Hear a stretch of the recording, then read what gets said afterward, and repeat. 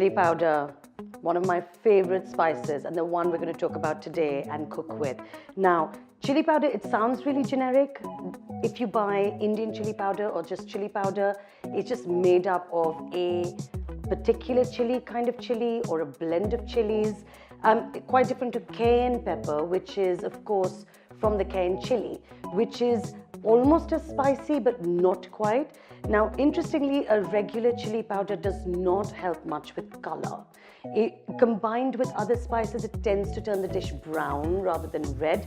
There are other chilies that we use that actually give your dishes a mix of heat and also the red color.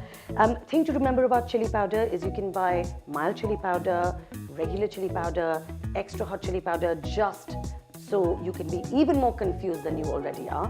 But you can totally adjust the amount of chili you put in a dish. It's entirely up to your spice preference. Obviously, if a dish says like, chili chicken and it's entirely reliant on a very, very spicy kick, then you won't do so well making it mild, right?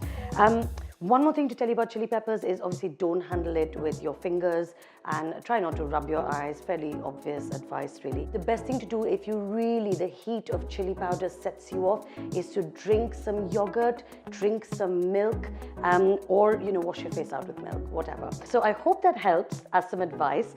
And today's recipe should hopefully challenge you in thinking about chili a little bit differently.